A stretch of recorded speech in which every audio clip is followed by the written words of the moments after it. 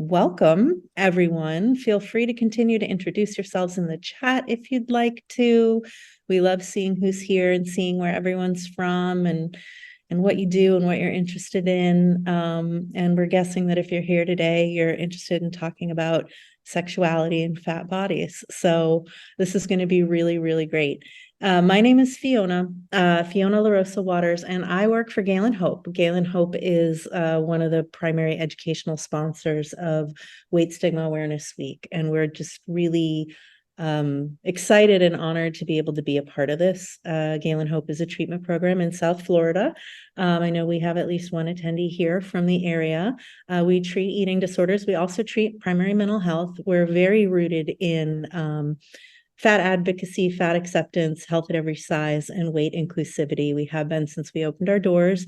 We're a relatively new program, 2021, founded by Wendy Oliver-Pyatt, who is also really one of the drivers, along with Shavise Turner, of reimagining Weight Stigma Awareness Week. So I know what we're talking about is beyond the scope of eating disorders and eating disorder treatment. That's my background. I love that we're also bringing weight inclusivity and anti-diet talk to a primary mental health setting, because I think it's not talked about as much outside of eating disorder treatment settings, let alone enough in eating disorder treatment settings. So that's who we are. I'm really happy to be here. I'm really excited to introduce Dawn Serra, she, her pronouns, to all of you and get her going for her talk. Before I read Dawn's bio, I do want to do some brief housekeeping. For those of you that have signed up, you're probably logged into CEGO, the platform for sessions, whichever ones you choose to do throughout the week. That attendee dashboard is your be-all, end-all for all sessions, all things continuing education related. If you fill out the evaluation post-session, you should then get a link to be able to download your continuing education certificate. If you have any issues, you can reach out to me and I will get you reconnected to the folks at Within Health or CEGO to make sure that we can take care of that. I'm going to put my email in the chat. It's fiona@galenhope.com. I'll put it in there now, and I'll put it in there again towards the end. So your attendee dashboard, just make sure you fill out the evaluation, and that should get you everything you need to get your continuing education credits. In terms of Q&A, I talked to Dawn. She said that she's actually happy to field questions throughout the talk. They don't need to be saved for the end. In particular, I think if it's really relevant to something she just said, feel free to put a question in the Q&A box, and either she or I will punt that to her to kind of address it in the moment. We are going to save time at the end for questions and answers as well, so you're welcome to save those. And we just really look forward to an interactive discussion. Dawn, we look forward to learning from you. So without further ado, Dawn Serra, she, her, is a co-founder and co-owner of Tend and Cultivate Counseling, where she offers counseling and coaching that is trauma-informed, weight-neutral, and focused on those in larger and marginalized bodies. Dawn is a white, cisgender, queer, disabled, super fat woman navigating perimenopause and chronic pain. She specializes in couple relationship counseling, therapy for therapists, sex and pleasure, body trust, and trauma. The title of the talk today is Pleasure, Sex, and Fat Bodies. Dawn, thank you so much. And I'm so excited to dive into this because this is a topic that we don't have very many places where we can discuss. So we're going to talk about pleasure, ways that we can support people in reconnecting with pleasure. That's especially important for people who experience their bodies as a really challenging place to be. So whether that's a fat body, a disabled body, a pain body, an eating disorder body. And then we'll also be diving into sex in a fat body and all these delicious ways that we can really increase access and pleasure. I've got some resources for you that you'll be able to save and look into. And then, of course, we will have some discussion. So Fiona just shared a little bit about who I am. I identify as super fat. I am white, cis, queer, disabled. I'm also a settler on the stolen territories of the Matskui, Kwantlen, Katsi, and Semiahmoo peoples, which are also known as the Stolo Nations. I'm just outside of what most of us would know as Vancouver, British Columbia, in one of the suburbs. And I want to open because we're going to be talking about pleasure. Here are some of the things that bring me pleasure. If you're up for it, I would love for folks to just drop in the chat some of the things that bring you pleasure. So just to kind of get us started, some of my things: cats, obviously, really good food, board games, video games, lavender, my favorite scent. Growing and eating tomatoes. Oh my God, nothing better than tomatoes right off the vine. The sound of the ocean, time with Alex and my friends. So I'd love to know, what are some of your pleasures, big or small? Feel free to drop them in the chat. So maybe we can just kind of enjoy a little bit of pleasure together this morning. I'm also sipping my favorite morning beverage, which is a decaf vanilla latte. And pleasure is something that I talk about often in talks like this with clients. And it's something that we don't talk about very often at a cultural level. Pleasure is often seen as something that we save up for, as something we have to earn. And the invitation to actually start noticing all of these little places of pleasure in our life is crucial to us really being able to inhabit our bodies on our terms. So I'm seeing in the chat gardening, reading, golf, amazing, Grace, laying in a hammock. Oh, love that. Eating yummy food with friends, spending time with the little kiddos in my life, smelling the smells of the forest, Kim shares. Physical touch, and also a hammock. Yes. So normalizing pleasure talk is super important, especially for those of us that work with people who are maybe experiencing a lot of challenges. So often the focus is on the things that don't feel good, on the places where we're struggling. And it can be a really radical experience to be invited in to notice pleasure, big and small.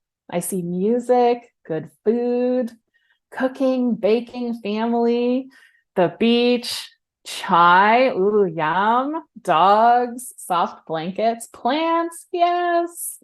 So many wonderful pleasures. So keep them coming if there's some that are still percolating.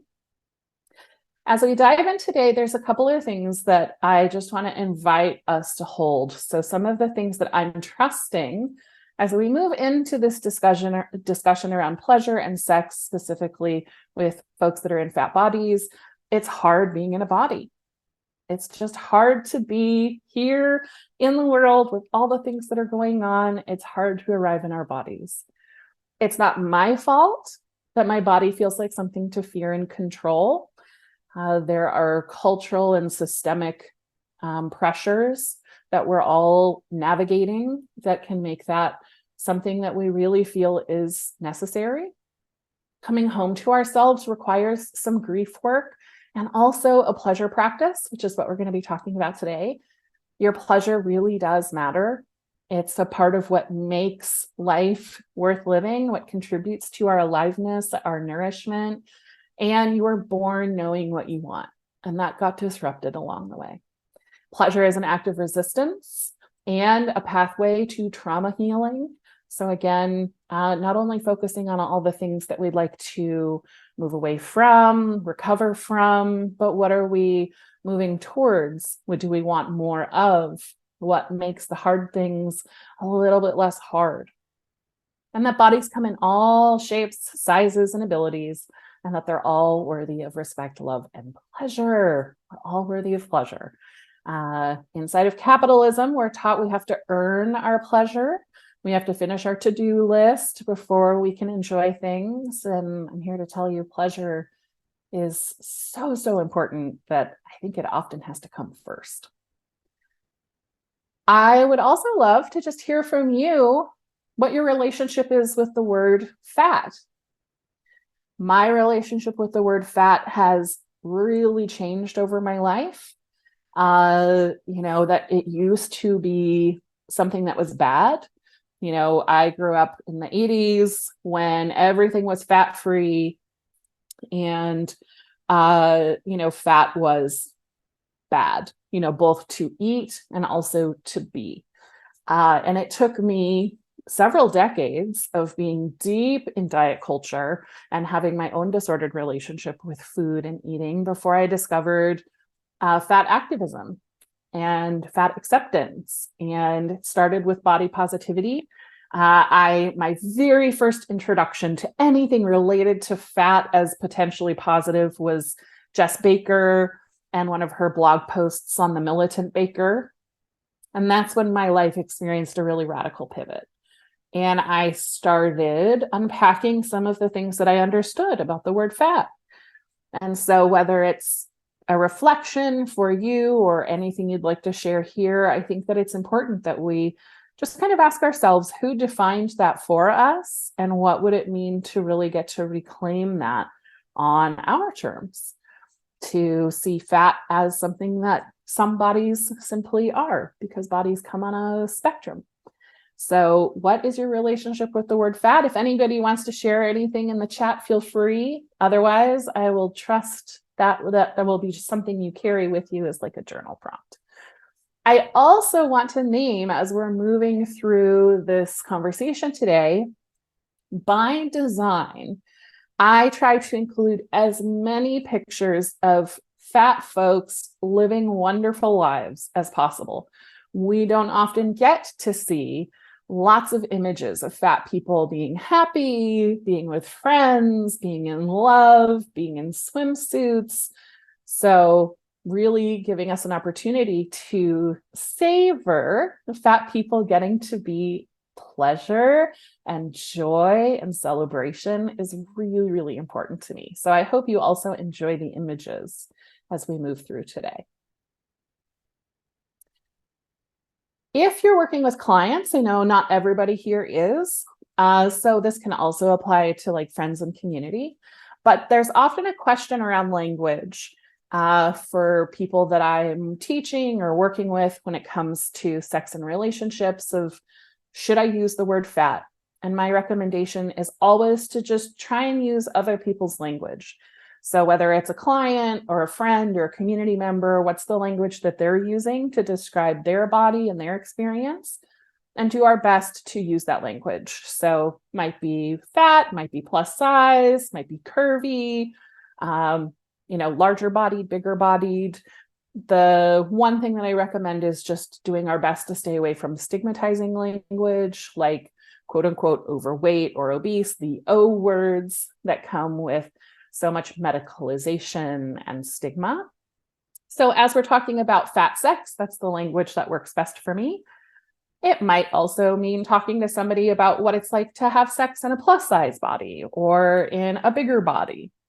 So really doing our best to just normalize and kind of take some of the sting out of this kind of double stigma of fatness and sex, because we certainly live in a sex negative culture.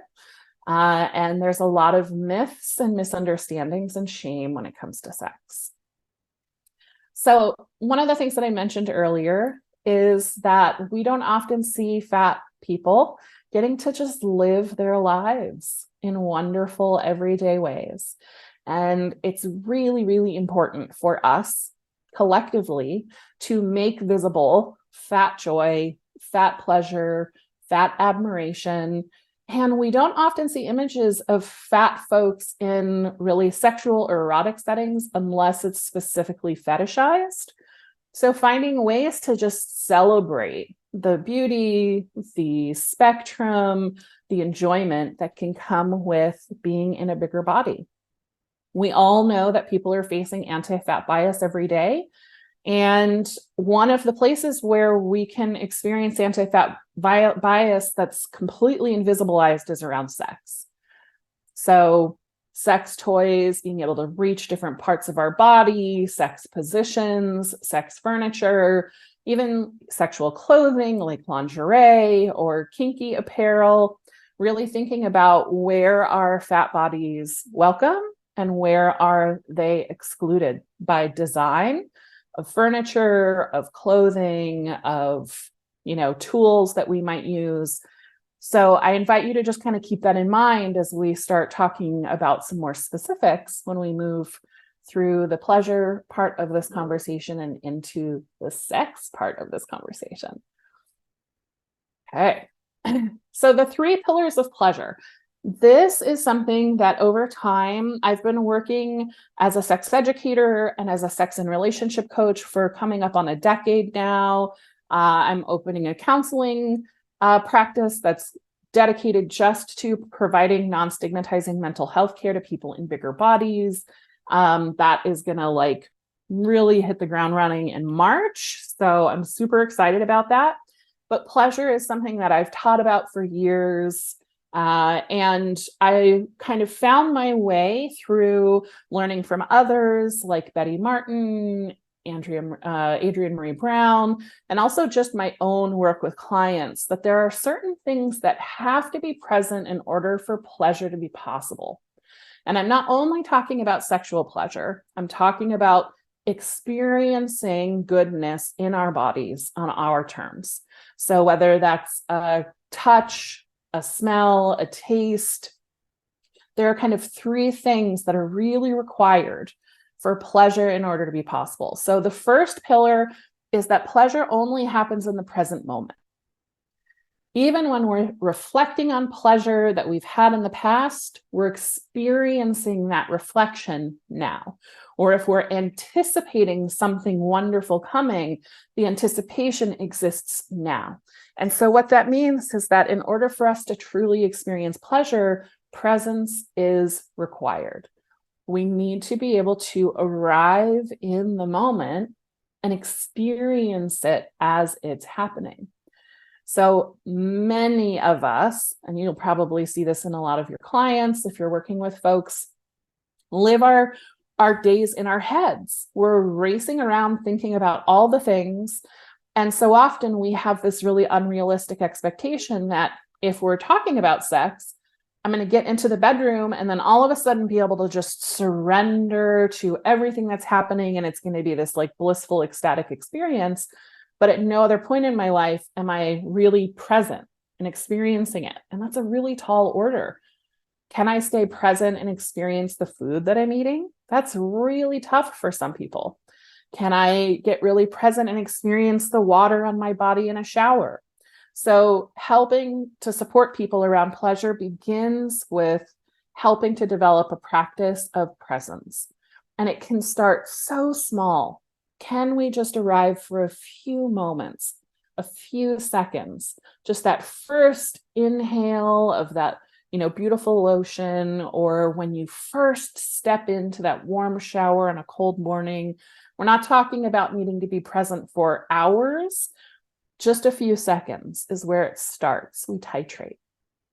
The second pillar is all around context and choice. We all know that there's a huge difference in the experience of a stranger touching our back, let's say on a bus, versus a loved one touching our back in a moment of closeness and intimacy. They're going to be experienced very differently. And that's because context, what's happening around me, how am I making sense of this moment, and choice, am I choosing this for myself? There has to be a sense of agency. This is why consent is so important. Am I really choosing this for myself? That also brings in the complexity around things like obligation. If I feel obligated to do a certain thing, to eat a certain thing, to be a certain way, and I don't really feel like I have a choice because of fear of another's reaction, a parent's reaction to what's on my plate, a partner's reaction to how I'm showing up, that is really going to make pleasure so much more challenging. So really helping to consider the context. That's why so often we feel so much more pleasure as possible when we're on vacation than when we're at home. The context is different. Fewer stresses, fewer distractions, more time and space, and that choice of really choosing this for ourselves.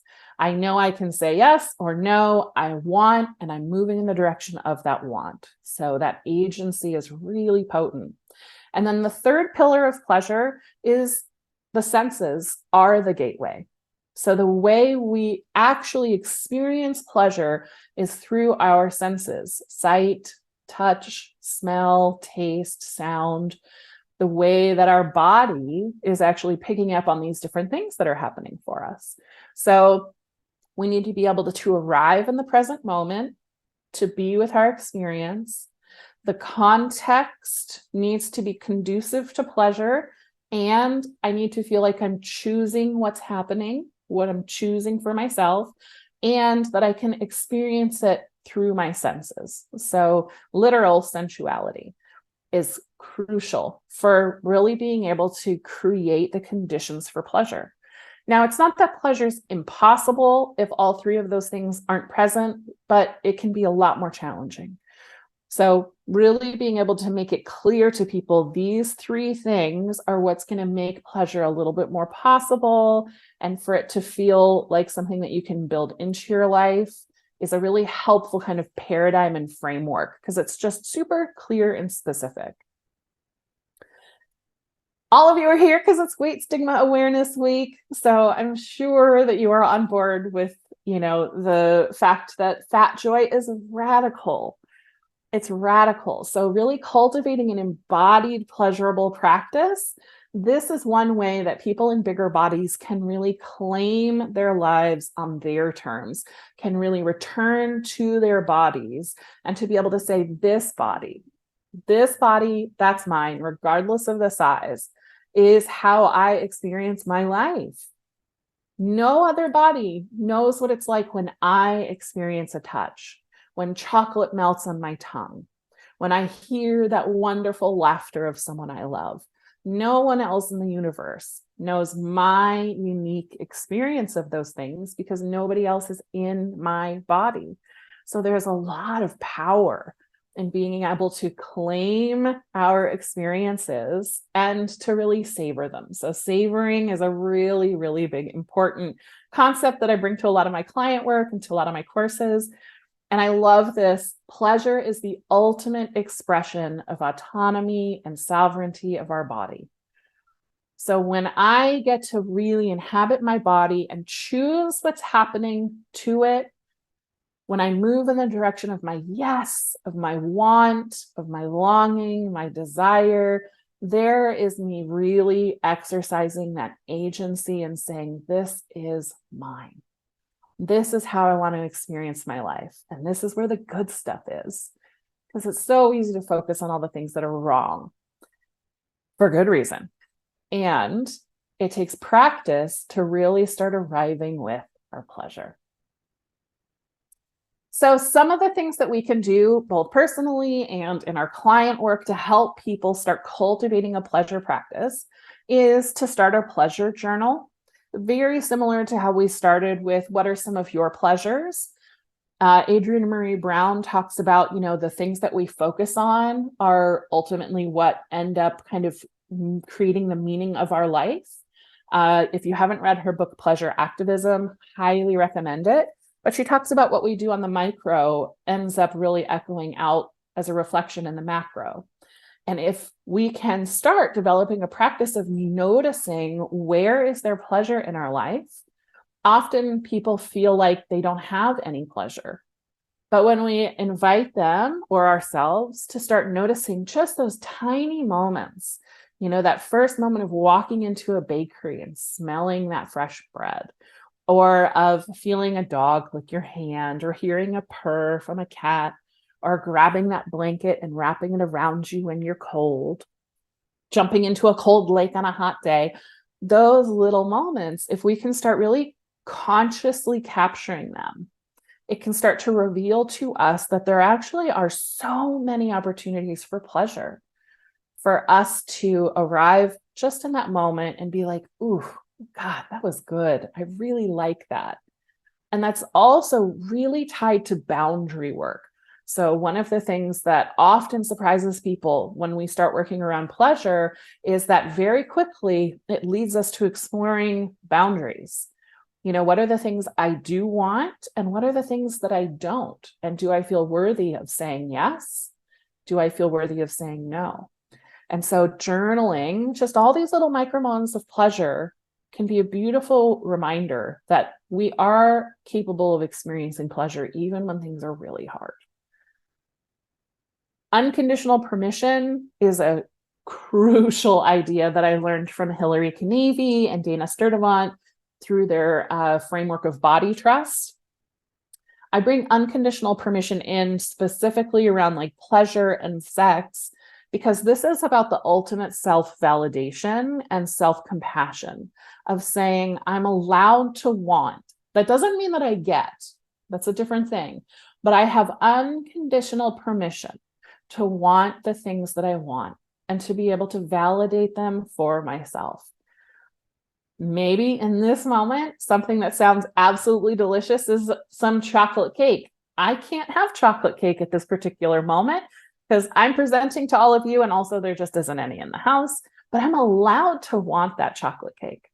I'm allowed to want loving touch. I'm allowed to crave, orgasms or more time outside or any of the things that we might want. Being able to dream and give ourselves the permission for the wanting is really, really powerful. It helps to start moving people away from shame. We don't have to justify the wanting. We don't have to explain the wanting. And it also doesn't mean that we're going to get it. But being able to say, I have unconditional permission to, lay in my hammock for 4 hours today. I have unconditional permission to want cupcakes for breakfast, unconditional permission to, go on a trip somewhere wonderful. I may not be able to make those things happen, but there isn't anything wrong in the wanting. So helping to support people around giving themselves unconditional permission is a way that we can start kind of teasing out the difference between really figuring out what it is that I want from my inner world, and then the possible frustration or grief work of whether or not that's possible. That's a separate thing from the wanting itself. And again, exploring self-trust. When we say I want, it helps to build trust with ourselves when we can turn towards those things and believe them. And then I like to end each session with my client asking a question, usually around their pleasure. And this is both a way to help people kind of ground if we've done some deeper or some intense work, but also as a reminder that their pleasure really matters. And we can do this for ourselves too, just in our day-to-day lives. At the end of a day, turning to a loved one or a friend, like, what was one moment of pleasure you had today? What's one thing you'd like to do tomorrow that would make the day feel really good?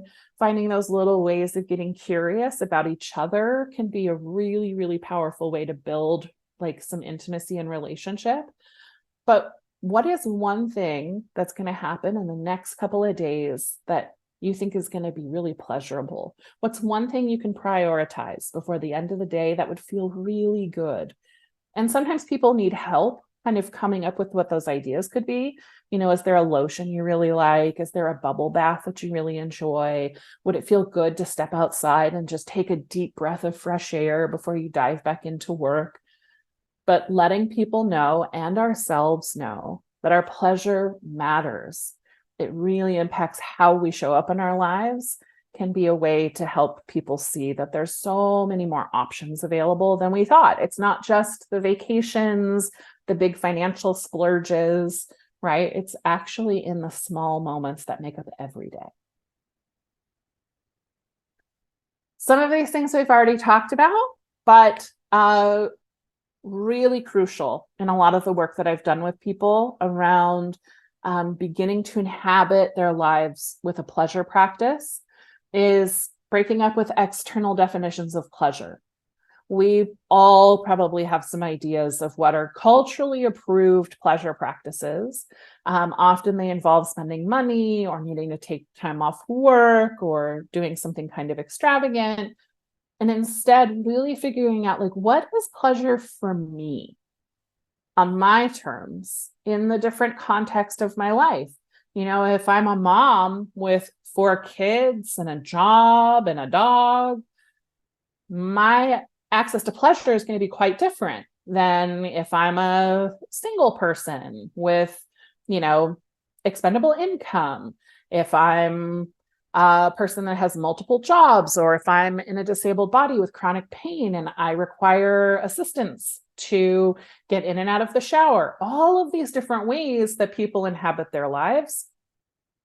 What makes sense for you, your life, your body on your terms? So it doesn't matter what all the magazines are saying pleasure looks like. What is actually pleasurable for me and possible in my life? Feeling more deeply, pleasure practice almost always involves a grief practice. As people start realizing all of the pleasure available to them, all the ways that they never said yes to themselves, all the times they said yes when they meant no, or when they said no and they really wanted to say yes, brings up grief. There can be heartbreak in that. So as we start really turning towards pleasure, we can also start turning towards the ways we abandon ourselves, the ways we shrank ourselves, all the times that we didn't feel worthy of taking up that space and saying, I want, or I don't want. So feeling more deeply into our lives, opening to more joy, opening to more play might really bring up grief, sadness, rage. And that is okay. That is normal and absolutely part of the process. Arriving in the moment, we talked about. So mindfulness practices. Dr. Lori Brotto has a book and many studies on mindfulness-based training to help people connect in with more sexual desire, struggles around libido, and all of it really has to do with just simple presence. Learning how to hear, trust, and validate your body. A huge part of a pleasure practice is not only knowing what you want more of, but also when it's enough, when it's no longer what you want, when it's changed. Back rub might feel really good, and then there might come a point when it starts to feel kind of like, okay, that's enough. Being able to notice and then advocate for ourselves is really important, because again, it comes back to that context and that choice. What is satisfaction for you? And can you be satisfiable? That's a really big question. What is enough? What is enoughness? Getting to kind of explore, how do I know when it's enough? What helps me to feel satisfied? It's a very different conversation than how do I get as much as possible, right? That's usually a response to restriction, to scarcity. Boundary work, I mentioned, senses, and then again, unconditional permission. So as we're kind of holding all of this around pleasure, let's start talking about sex, which hopefully is pleasurable, or we're moving in that direction. So bodies come in all shapes and sizes. Now, at a cultural level, we live in a pretty sex negative culture. We also tend to live in a culture that's quite performative when it comes to sex. Unlike most social skills, like navigating an argument or having a conversation, sex isn't something that we necessarily see modeled for us. So when we're growing up, we see the people around us, the adults, modeling all different ways of being a person, the different ways we relate with each other, build friendships, build connections with the community, right? But sex is one of those places where we don't really see how that happens. We kind of have to piece it together ourselves. A lot of people turn to porn when they're adolescents to try and figure out, what is this sex thing? How am I supposed to be doing it? And some of us figure it out by kind of stumbling our way through some awkward situations and being like, okay, I think that's what this sex thing is about. But there aren't a lot of places specifically for people who are fat to see sex that's really affirming and celebratory with fat folks. There's a couple of places. There's a couple of queer feminist pornographers that make some really awesome porn featuring fat actors and fat performers, but it's hard to find. Especially in ways that aren't fetishizing. So it's important to just kind of know that there might be a lot of things that people in bigger bodies are wanting to do, and they're not sure how to do it, or they've kind of found their way. But there isn't a lot of kind of like places where people can go to learn, to see people like them doing these things in a way that is really joyous and not, for comic relief, or not for, erotic fetishization. So some of the things that are normal for folks in bigger bodies, some people, and again, this is also true if you've got a range of disabilities, if you're in an aging body, some people might not be able to reach their genitals. Some people might struggle to, say, hold their legs up or be on all fours. They might get rashes in some of those really tender little creasy areas and folds. Those are also places that are so sensitive for touch. Can be a great place to explore gently. They might also have pain in certain parts of their body. Again, so many of the things that we're talking about specific to fat bodies are also things that people in a wide range of other bodies may have to think about or deal with. Certainly as we get older, our body and our ability is going to change. So there is nothing that's, shameful or wrong about this. It's just stuff that we don't usually talk about out loud. And so the more we can really normalize it, kind of take that edge off, take the shame out of it, and to be able to just share and ask, the more we're going to be able to actually do the things that we want to do and feel really good about it. So hopefully, if we can just be honest, here's what my body needs, here's what my body can do.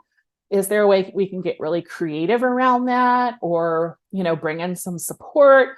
Hopefully, then we'll move from feeling ashamed and not being able to ask for what we need towards fun, creative, connected sexual experiences. Hopefully, we can help support ourselves and the people in our lives to having sex that is worth having. And as sad as it sounds, that's a really tall order for a lot of people. I do a lot of couples work, and a lot of people are having sex that's not worth having, but they're doing it from a place of obligation.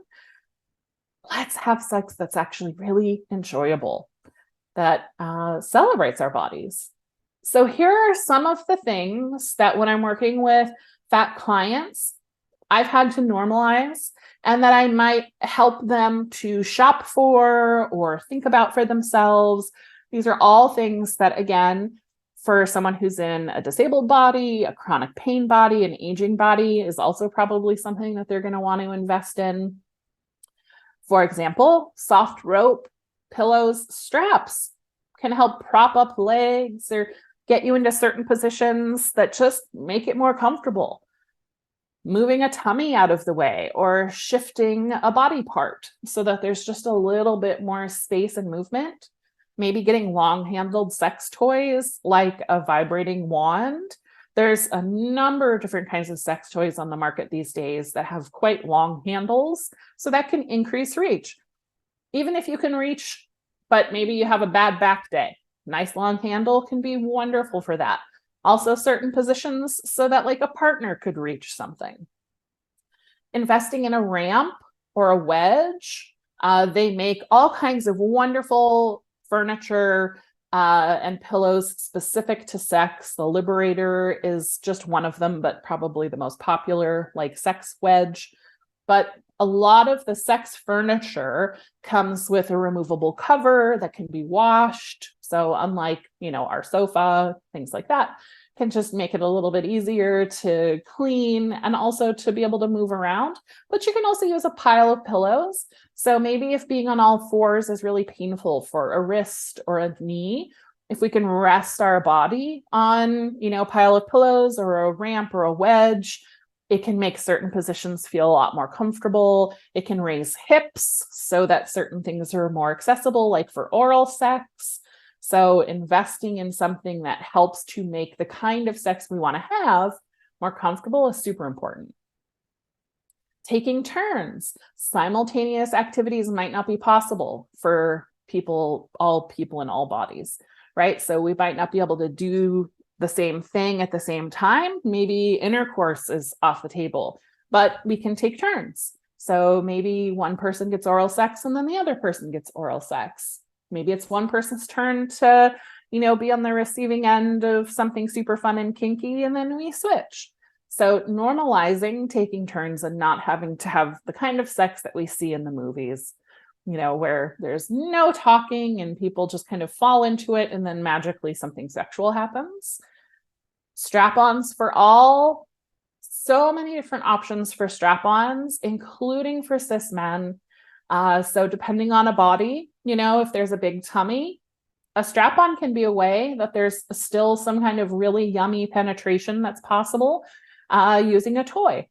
They make strap-ons where there's a hole for a toy and a hole for a penis. There's strap-ons for thighs, for hands. So again, just depending on your body and what you can or can't do, a strap-on might be a really fun way to bring in additional pleasure and to be able to use a different body part.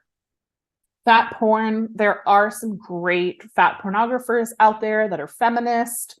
Most of them are queer. So Crash Pad, Pink and White Productions, they have some fantastic porn that's available. It is behind a paywall. Most of the good stuff is that features fat performers having amazing, mind-blowing sex.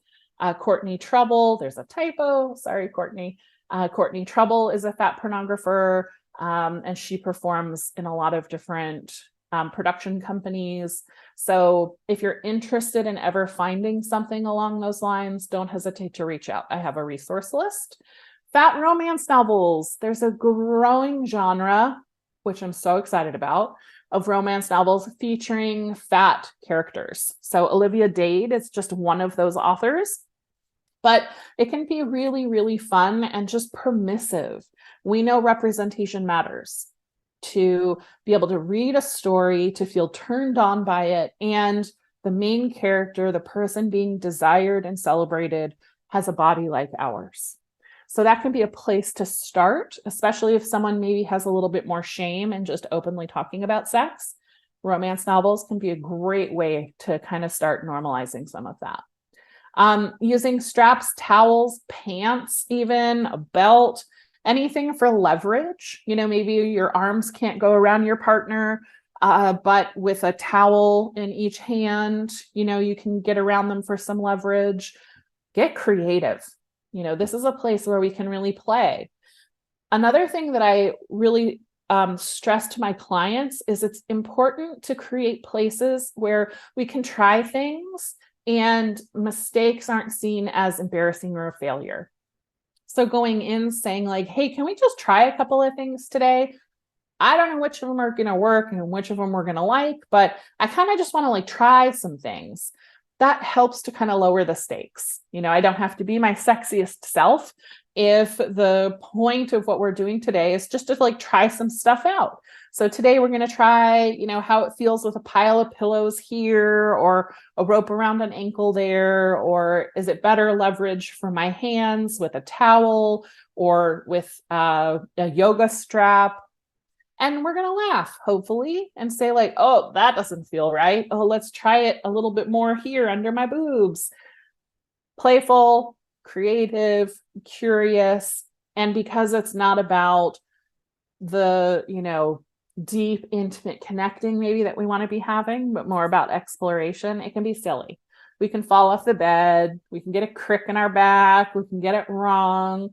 And it's all going to be okay because we're creating spaces where there can be like a little laboratory, some experimentation.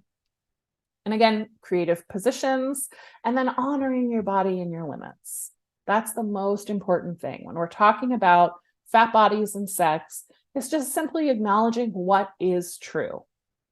It is not possible for my partner to pick me up and hold me against the wall and have sex with me. That has pretty much not been possible in my body since I've become an adult. Does that look hot when I see it in movies? Yeah, sometimes it looks super hot, but there's all kinds of things I can't do. I can't go to the moon. There's certain places I'm never going to be able to travel. And so there needs to be a little bit of, grief work and acknowledgement of, yes, I want the thing. It's not wrong to want it. And also it's not possible. So what is possible? That's where we want to start when we're talking about sex and pleasure. is what is actually possible. One of the things that comes up so often in interviews they do, in working with clients, is this question around, what if my body changes and my partner no longer desires me? There's so much pain in situations like that, a real rejection that can come up. It's very sensitive, especially because we're talking about sex. And sex is a place where we often already feel vulnerable, where being really seen, being really naked can feel incredibly complicated if we're in a body that we feel uncomfortable with or unsure of. So to have a partner reject us because of how our body looks, or perhaps because our body has changed and become something different, there's a really special kind of pain in that. And unfortunately, it's very common. So it usually sounds something like, my partner says that they're no longer attracted to me since I put on weight. And what usually is underneath that is the person who's doing the rejecting is rejecting themselves. They're saying, I'm afraid of what others are going to think or say. I don't want to lose belonging. I don't want to lose status. And we know, living in a culture that really vilifies fatness, that to be close to a fat person, right? People know they're being judged. People know that they're being talked about. And so often when we are in a body that gets bigger, our partners start being afraid of that loss of social status, of belonging, of what it says about them to be with a partner that's in a bigger body. That has nothing to do with the person whose body changed, and everything to do with the person who's having all of those feelings. That doesn't mean that there's not an impact, though, right? And bodies change. I think that's something that at a cultural level, we really struggle with. We know how the culture treats aging. We know how the culture treats disability. Same with bodies that change shape and size. So bodies are designed to change for survival. Bodies are designed to age. The alternative to aging is dying. And yet we still have really complicated feelings about that. So if this happens, either in your own life or in someone that you're working with, support the person in the bigger body to really be able to advocate for their needs and to set boundaries. Hey, it's not okay for you to say that to me. If you need to seek therapy in order to process some of that, that would be great, but you can't process that with me. That's not okay. Offer tools, materials that they can give to their partner so that their partner can really start investigating those biases. But when we go back to the 3 pillars of pleasure, safety, context is crucial to really being able to experience pleasure. So if I don't feel safe enough revealing myself to you because I'm afraid that there's going to be judgment, pleasure is going to be really, really difficult. And if sex isn't pleasurable, why are we having it? Now, we can choose to have sex for a variety of reasons, but when we're talking about it within the context of an intimate relationship, often pleasure is pretty important for folks. So really being able to ask questions around, do I feel safe enough to be vulnerable here? And what do I need in order to feel like I can really arrive and choose this? Solo sex might need to be on the table for a little while, right? While the partner works through this. And it makes sense that in a fat-hating culture, a culture that vilifies fatness, even though it's always existed, that if our body changes, a partner may have some feelings about that.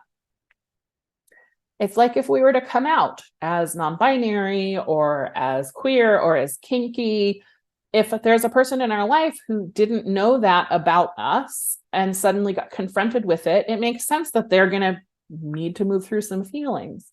But again, they get to process those feelings somewhere else, because the person that's experiencing that marginalization, that oppression, isn't the place where that processing needs to happen.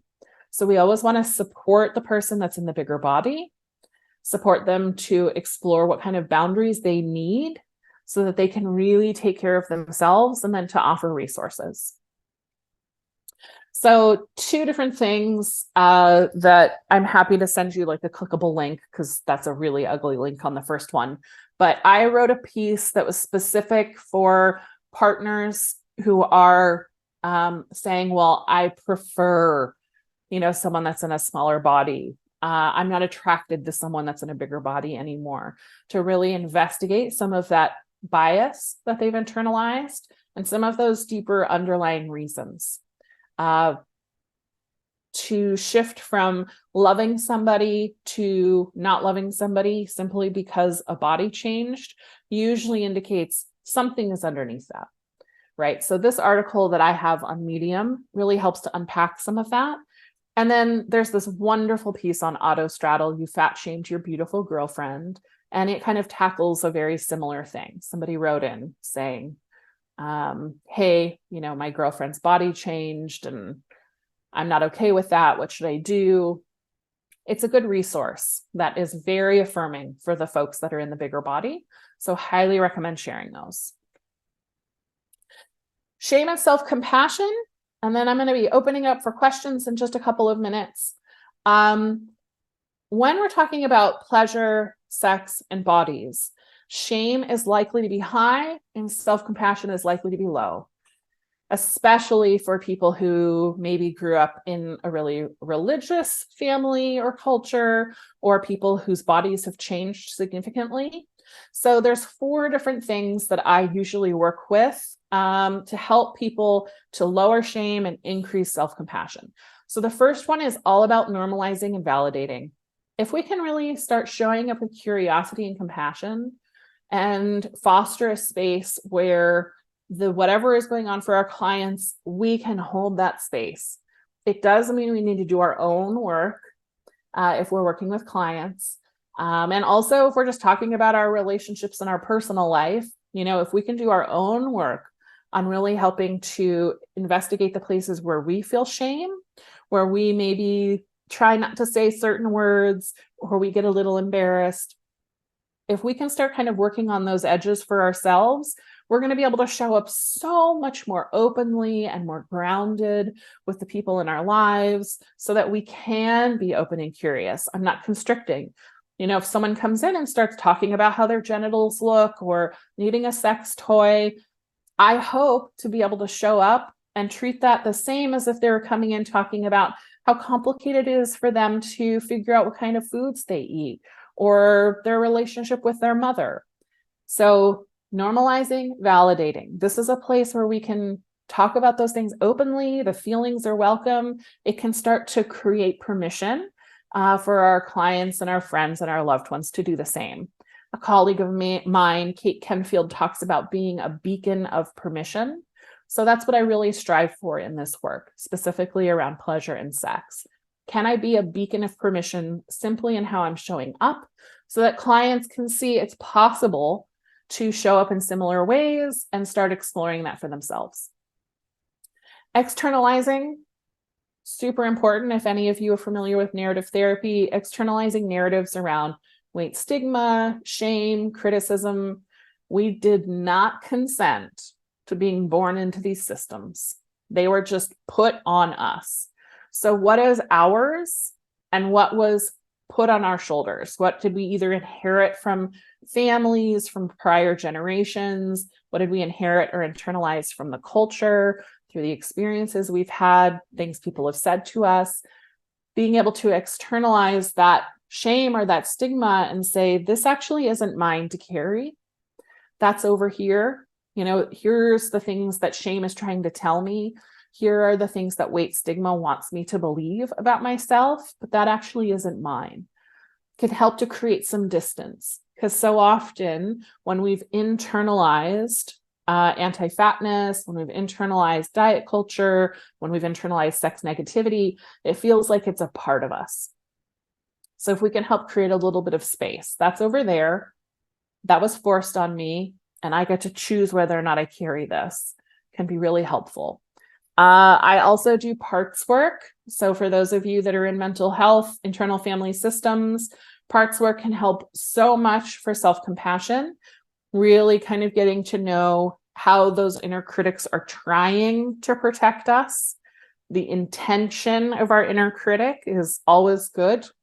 The impact, usually quite hurtful, can lead to withdrawal, to isolation, to depression. So if we can kind of get to know, this part of me that's telling me to be small, this part of me that's telling me I shouldn't allow myself to be seen, that I'm not deserving. What is underneath that? How is it trying to protect me? That can bring in so much self-compassion to see it's not the totality of me that believes those things. It's just one part, and the intention is good. So great way to bring in some self-compassion, also around things having to do with sex.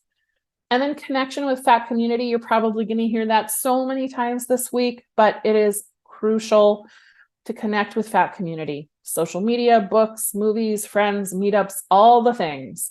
The more that we can connect with people and see people in bigger bodies, experiencing joy, navigating life, falling in love, talking about sex, the more permission it's going to create for people who really aren't sure how to show up. Can I be happy in this bigger body? Is it possible?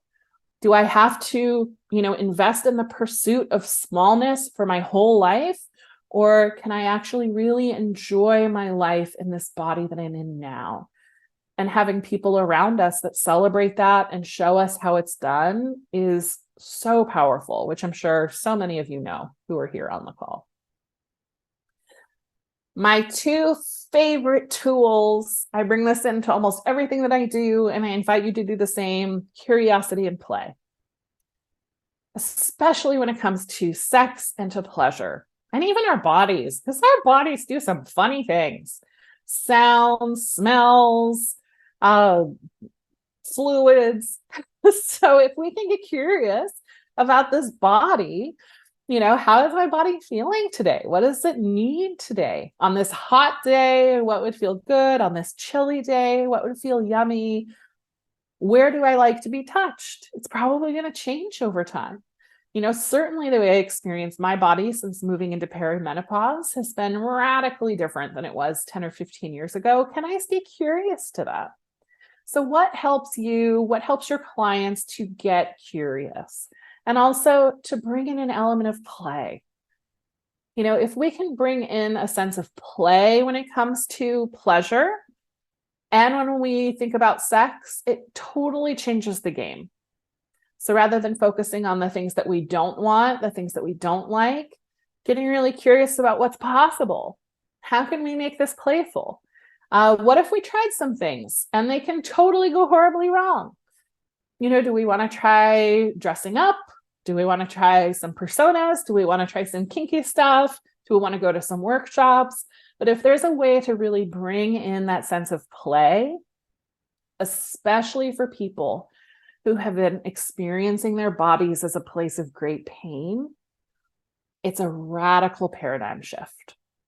This is especially true for people who have eating disorders, where the body has been the site of so much trauma, to help people while they're investigating the things that feel really complicated to also start moving towards what feels easy. Where is it just an easy exhale? What would be fun? What does play look like in your life? So many of us have moved away from play as we've moved into adulthood, and it's such a loss. So where is there play, and where is play possible? Do you like board games? Do you like playing sports? Do you like playing with animals? Do you love playing pretend with some of the kiddos in your life? Do you like drawing or making garden plots, with your dream plants, whatever it is? The more that we can help people connect in with play, the more it actually feeds that part of our brain so that play feels ever more possible. And if we can bring play in with sex, it really takes so much of that prickly fear off. If I'm feeling really playful and I'm like, hey, I wonder if I can get into this position if I just had a couple more pillows here, or if I had a good handle. Oh, that's not working. Okay, let's try if we move this around. Totally different than if I feel so embarrassed that my body can't do the thing that, we were planning on doing, and now it's like, never mind, or I'll just try and do it even though it's really uncomfortable and my knee is killing me. Absolutely different sexual experience if I'm like tolerating something or hoping that it's over soon, versus how can we make this better? Like, yeah, it might look a little ridiculous, but ooh, it feels good. Very, very different approaches. This does mean, again, grief work around letting go of some expectations we have for what sex means, what pleasure looks like, whether or not we're deserving, letting go of goals. So often, especially with sex, we tend to be quite goal oriented. We do all these things to get to intercourse so that we can get to orgasm. If we can remove those goals and really move away from the shoulds and instead arrive in what feels good now and what feels good in the next moment and where is it going, and we only do it as long as it feels good, opens up so many more possibilities. And this is particularly true as we are in bodies that age, really shifting the story about quote unquote normal. When it comes to sex, there is no normal. All of our bodies are different every second of every day. And what was possible last week, last month, last year is going to be different than today, tomorrow, next month, next year.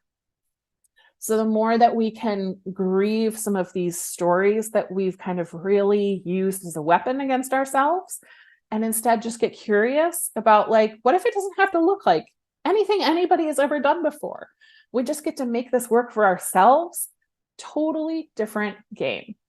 And when we're in fat bodies, or if we're partnered with somebody who's in a fat body, creativity can be a wonderful, wonderful thing that makes so much more possible than if we just try to do it the way that people in smaller bodies do it. Okay. So a couple of resources. I recommend that people make fat resources visible wherever they can. Websites, office spaces, home bookshelves. So there's lots of amazing resources to find, but specific to sex, Big Big Love by Hannah Blank and Curvy Girl Sex by Elle Chase. Highly recommend. There's this wonderful blog post with lots of resources on fat sex on Curvy Girl Inc. And then if you're looking for art, I love having fat art up around, especially like fat bodies in movement, fat bodies in joy, naked fat bodies. Yes. Adipositivity, the photography project by Substantia Jones. And then Catherine Hack's art has all of these gorgeous naked fat bodies and all kinds of different joyous poses and movements. So getting art that features bodies that are fat and glorious and erotic and sexy, such a wonderful permission slip for the people that you're working with and just for yourself, throw a few in the bathroom. Okay, so I've got some references in case anybody needs that for like CEs and stuff, but I want to open it up and see what kinds of questions we've got. There aren't very many places where we can ask questions about sex. Bring them in. I see Fiona in the chat says, I've ordered prints from this artist. And then there's a link. Awesome. Yeah, her stuff is Tinsley. great. I came across her on Instagram a few years ago. I love her stuff. I've got like a sketch of like a badass like fat chick with tattoos, and I think it says like fuck off or something on it. Excuse me, I'm probably not supposed to swear in these things, but yeah, she's got really great stuff. As Dawn said, fire away with questions, please. Yeah. I wrote something down kind of early in your talk when you sort of spoke about the pillars of pleasure and about staying present and presence being required. Yeah. It just kind of spurred the thought with me that that's something that so many people struggle with, right? Like whatever we're talking about, like, oh, we all practice meditation so that we can learn how to stay present. And I was just wondering how you challenge that with people who really struggle to stay present and that therefore maybe being a barrier to experiencing pleasure. Yeah. So the place that I start with most people, because you're so right. We live in a culture of busyness, of productivity, of there's never enough time. And so pleasure can feel like a thing that needs to get prioritized and then we forget to do. So when we're talking about presence, starting super small. And some of the things that I invite people into is like, choose a color for the day that you'd love to just notice. And how many times can you notice that color as you're moving through your day? And each time you notice it, just like consciously like, ooh, I love that purple. Oh, look at that car. It's purple too. Finding those little teeny moments, or, what is a smell that I'd really like to experience today? And what I've found is that when people realize that it's just a second, it's just 2 seconds, it's just 3 seconds, if I can do that 20 or 30 times over the course of a day, that is something that adds up to so much presence versus all day thinking, when am I going to fit in the 20 minutes? When am I going to fit in the 20 minutes? And then feeling guilty at the end of the day that I don't have the energy to fit in the 20 minutes. But instead, if it's just all these little teeny moments we're collecting through the day, it adds up to something really powerful. And we know that, when it comes to like relationship, say, our relationships are made by the small little moments we have each day with each other, not that one big trip we take every year. And it's the same thing with like our pleasure and with presence. And if someone's really struggling to be present during sex, the place to start is way before sex. So what helps you to get present when you're doing your morning routine? What helps you to just notice one little thing on your commute each day? What's a song that really just makes you like, you exhale every time you hear it? Building those things up can make it so much more possible down the road to arrive for a meal, and to actually experience the first few bites, or to stay present with that touch. The goal is not to like force ourselves to try and stay present. That's a very rigid place. But if I can learn how to just arrive over and over and over again for just a couple of seconds, that becomes a way of really, in higher stakes situations, being able to arrive and leave, and it doesn't feel like I'm doing something wrong. So just starting so small, and then exercising that muscle so it becomes a practice. Yeah, thank you. Yeah. We had a question from Jenna. Any games you know of that help couples enhance their intimacy and explore sexuality? Oh, I love that question. Oh, awesome. Second question. Okay. Anyway, so games, there's a couple of different things. So it kind of depends on what people are struggling with. I have a lot of clients who struggle to just like even talk about sex. So it's something they just kind of like don't talk about in their relationship. They have a hard time even saying the words. A fun game can be to read erotica to each other. That way you're not having to come up with the ideas, and you're not having to be the one that like generates the words. You're reading somebody else's words. And then it becomes normal, saying some of those things around like certain sex acts or what you want. If you're reading a character that's like, I can't wait to F you. I don't know if I'm allowed to say bad words, but it's different than if you're trying to come up with it on your own. So there's just some familiarity. So that can be a really fun thing to do. There are all kinds of like little card deck games that exist out there. They're all, have good things and bad things about them. I actually have a little game called Sex Maps that I made. It's based off of John Gottman's Love Maps, which is John Gottman is a researcher into like marriage health.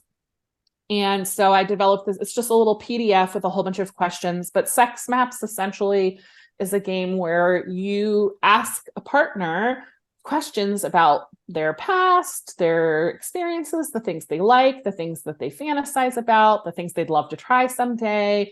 And it's not about the sex itself, but about normalizing getting curious and also updating yourself on your partner's inner world. What are things like for them? What would they love to try? What's the thing that stands out as the most embarrassing moment? bringing in some of that play and some of that curiosity. So if anybody wants sex maps, let me know. It's a little PDF that I have, but basically any feminist sex toy store is going to have a collection of like little card decks and things like that. So giving people permission to invest in those, pick out the ones that they like. But I really, really like either reading erotica to each other and then talking about it, or even another fun game that I've done with some of my couples is they go to like a feminist porn site, say like Erica Lust, and they watch a couple of the trailers together and then say what they really liked about it or what they didn't like about it. And it's a way to have like 1 minute of sexy material, but it's not like the whole scene.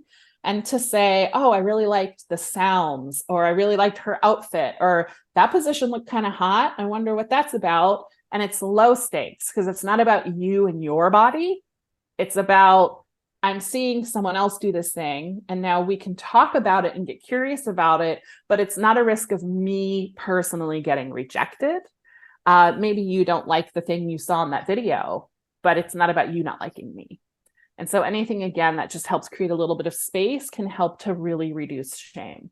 And I will say, if somebody has a religious background, they were raised in a really religious culture, shame around sex can be incredibly challenging to really unpack and navigate. And then it's even more challenging than when you're dealing with a body that you feel ashamed of or are struggling with. So when you're working with people who have like religious trauma or really religious backgrounds and they're in a bigger body, just know that work is probably going to be really, really, really slow. I don't have any like games other than my sex map just off the top of my head because they pump out so many of them. But essentially, I just recommend people go to any feminist sex shop and ask the employee there, like, what would you recommend? They are very aware of the products they have in their stores and can absolutely give some great recommendations. Well, we do have someone who's already put in the chat that they are interested in a copy of Sex Maps and provided the email address, and I'll take that down for you as well, so that I can make sure you get that email address even once we've logged out of the Zoom. Again, Jenna was asking, is it too late to join the Power and Pleasure cohort? Oh, no. Thank you so much for asking that, Jenna. I am going to be running another cohort a little bit later this year. So if people are interested, they can go to dawnserra.com/pleasure course, and I'll like one word and get on the wait list. And then I'll let everybody know when I'm enrolling. I'm going to put my 2 websites in the chat so that people have it. So for coaching, dawnserra.com. And then if you are in British Columbia, I am going to be, transitioning into my counseling practice. I'm right at the end of my master's degree program and my internship. I'm going to be opening that in March, and I would love to stay connected there. So if anybody wants to check out the pleasure course or just see what I'm up to, both of those websites. Well, by providing your website, you answered the next question, which was, you may have covered this, but do you have a website? For everyone, I know I said at the beginning that I was going to put my email in the chat just in case there's difficulty with the CEGO platform or you don't receive the evaluation or anything like that. I can get you in touch with the folks at Within Health that are managing this, or someone at CEGO. So Fiona@galenhope.com, that's in the chat. Dawn, I'm taking down, there seems to be a little bit of a flurry of people asking for sex maps. So I'm making sure that we get these email addresses.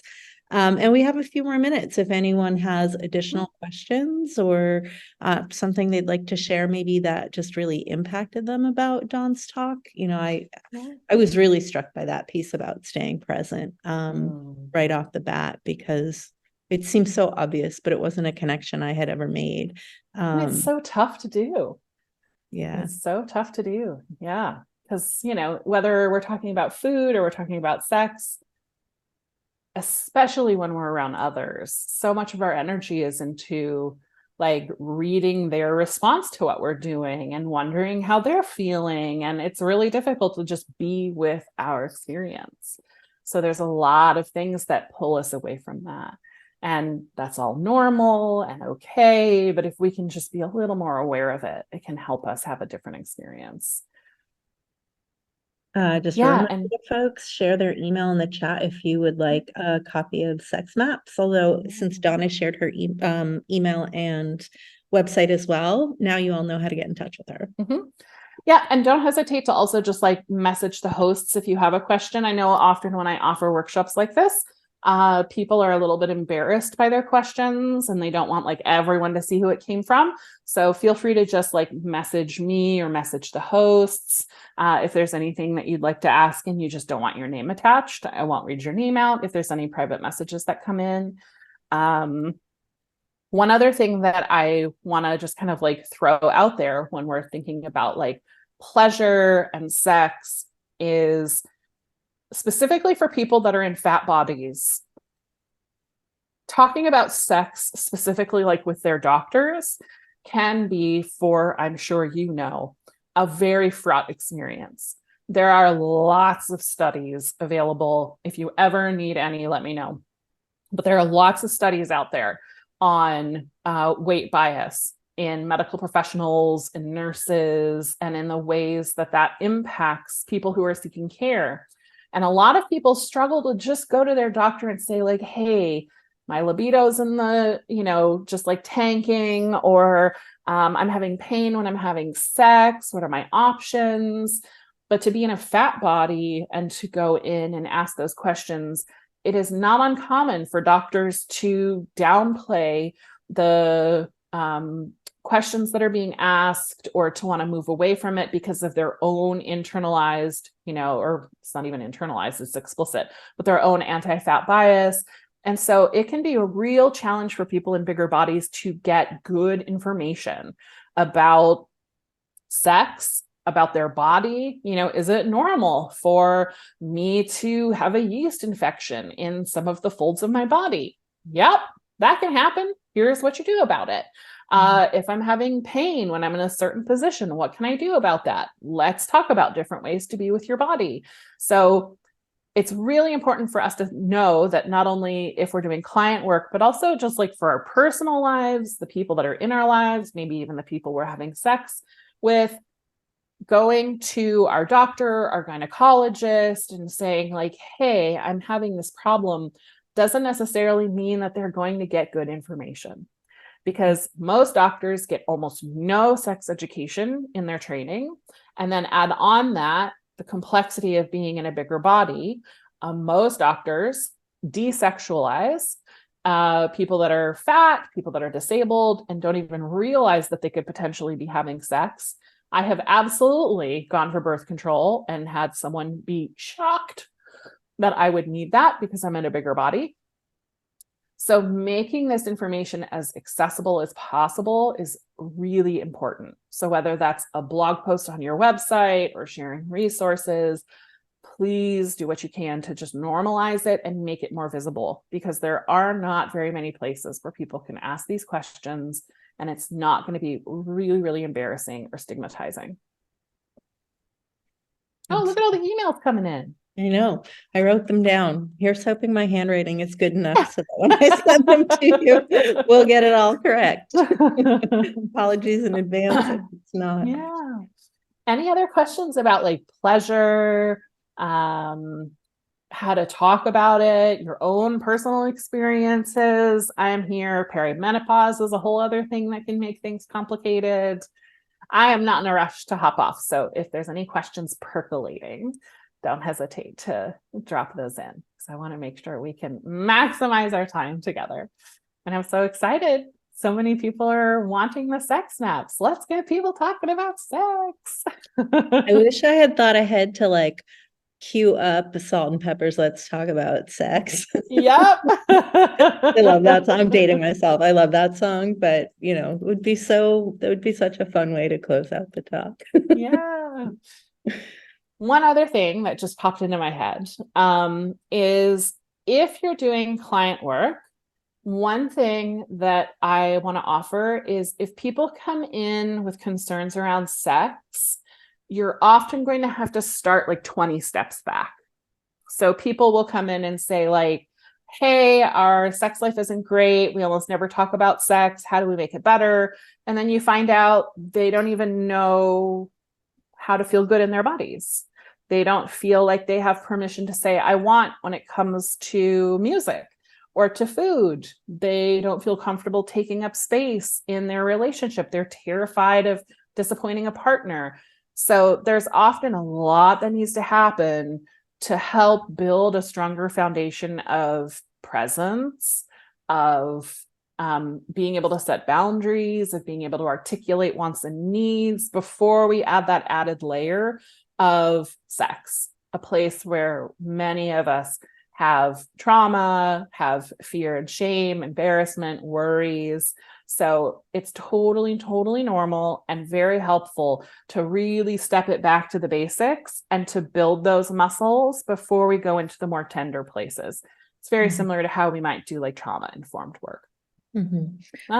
There was another question, but also just a comment about how great the presentation was and that there's some fangirling happening. But the question from an attendee was, what are your favorite resources like blogs or accounts for fat positive sexuality?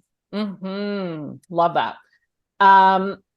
So the book Curvy Girl Sex by Elle Chase. Elle Chase used to have this amazing Tumblr account, but then when Tumblr went anti-porn and took all the content down, we lost just Lady Cheeky was the most phenomenal account to go look at. Crash Pad and Pink and White Productions, if you want like erotic material. Every once in a while, a Four-Chambered Heart, which is another feminist pornographer, will have things featuring bigger bodies. Hannah Blank is a researcher that has put out all kinds of stuff around fat sex. Afrosexology. I'm trying to put these in the chat. Sure. Can you go back one? I got Pink and White Productions. There was some Crash Pad, Four-Chambered Heart is another one, by Vex Ashley. And then Afrosexology is an awesome account run by Rafaela and Delisha. They really focus on like Black sexuality and really increasing pleasure for the Black community. Often they have things in there that include people in bigger bodies. So definitely recommend anything by Afrosexology. The Fat Sex Therapist, Sonali Rashatwar, which Jenna just dropped in the chat. Totally love everything by Sonali. And there's something else that's just like niggling the back of my brain. Well, while you think about that, we had another comment about how grateful someone was for this presentation and how helpful it was, and just interest in attending future trainings and presentations if you have anything planned. So awesome. Yay. Well, definitely like follow me on Instagram, Dawn_Serra on Instagram. I post most things that I'm going to be doing there. And then I'm starting up my newsletter at tendandcultivate.com. So that is where I'm going to be doing a lot more offerings and also like some group work starting in the spring. So if you want to get on my newsletter for Tend and Cultivate, definitely have all kinds of really cool things planned. I'm also co-writing, for those of you who are in like mental health, medical, I'm co-writing a chapter on counseling for sexual satisfaction of a textbook that's going to be coming out late next year. So I'll be posting all about that, but the textbook is going to be awesome. It's all about sex and sexuality, but my chapter specifically is on counseling around like sexual satisfaction and pleasure. So I'll share that when that comes out too. Thank you. Thank you. Okay. We've got like a little less than 5 minutes left on the clock. So if there's any lingering last minute questions or comments, please share them now. Dawn, thank you. I can't say any more than what a lot of people have already said in the comments about how helpful this was, and it's not something that's talked about very much. And as someone who's identifies as fat, like it's just really powerful to hear a lot of what you had to say. So just so grateful for this and to be able to participate, and for the engagement and the participation from everyone in the audience. Thank you so much, everyone, for contributing and sharing links. And we have another thank you. Looking forward to following your work at Tend and Cultivate. Erin says we're part of the revolution. Yes, we are. Heck I used yes. to work with Erin. She's a revolutionary. I can attest to it. I love that.